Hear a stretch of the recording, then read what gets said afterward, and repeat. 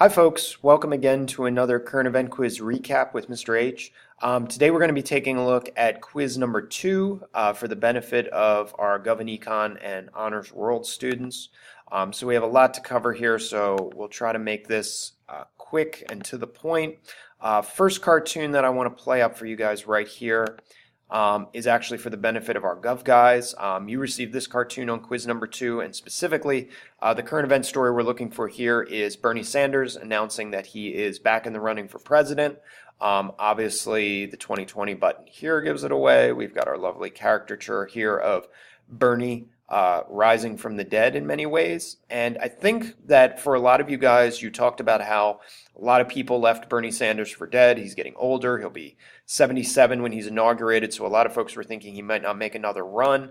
Hence why 2016, kind of the end of that. Another avenue you could have also taken was discussing how the Democratic leadership really didn't warm to Bernie a whole lot during his presidential run.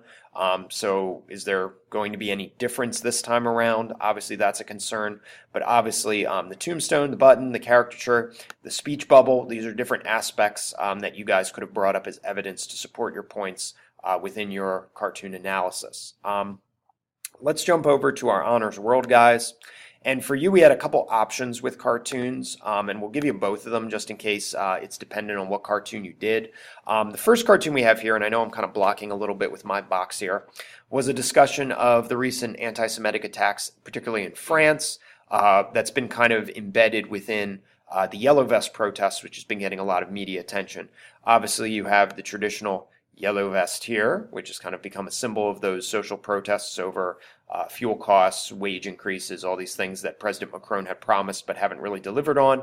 And then here you have a swastika embedded within the yellow vest, kind of again discussing the fact that while the yellow vest protests are about social issues, there are some elements of the protests that have kind of moved towards this anti-Semitic agenda. And that's really something we want you guys to specify as you were doing your analysis with this particular cartoon, because that was a big focal point of the story. Not all of the yellow vests are anti-Semitic, but there are some elements in there that are kind of using the movement and co-opting it a little bit. Let's go over to our next cartoon with block 1, and with this one, obviously we're talking about the situation in Venezuela, and this one you could have gone a couple different directions with. You could have talked about a transitioning of power, the losing of clothing by our friend President Maduro over to the new opposition leader, and kind of how that transition is starting, the pants of power being shifted over to him. Obviously, other things, you could talk about the leaders' names being here, the sashes that traditionally come along with being the president of Venezuela. That's kind of a really obscure reference, caricature of President Maduro right there. You could also talk about how leaders kind of look ridiculous. Anyone looks ridiculous without pants.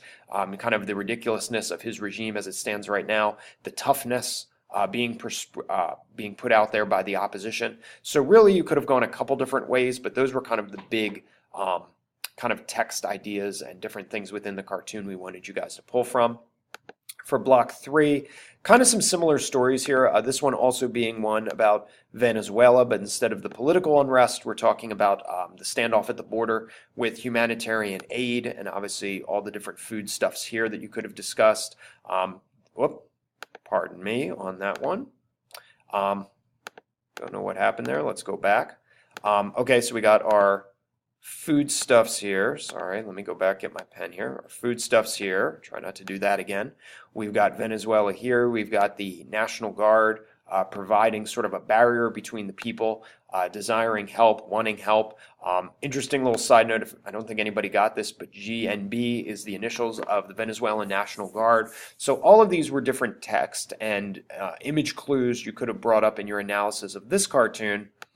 And then last but not least, I think a majority of people grabbed this one, the recent summit between President Trump and Kim Jong-un. Obviously, we have our caricatures here of both of those world leaders.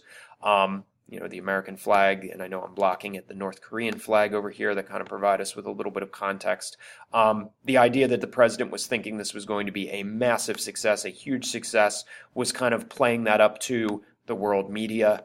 And then in the end, of course, the summit ends very abruptly. The fact that no deal was struck, really hadn't made any deals when the president was saying this was going to be a success, but kind of talking about how this summit was a lot of promise but not a lot of results. That was kind of the focal point we were looking for, and obviously picking on those pieces of evidence to support your points. If you guys have any questions concerning your cartoon analysis or your quizzes in general, feel free to reach out. Other than that, guys, we will see you next time.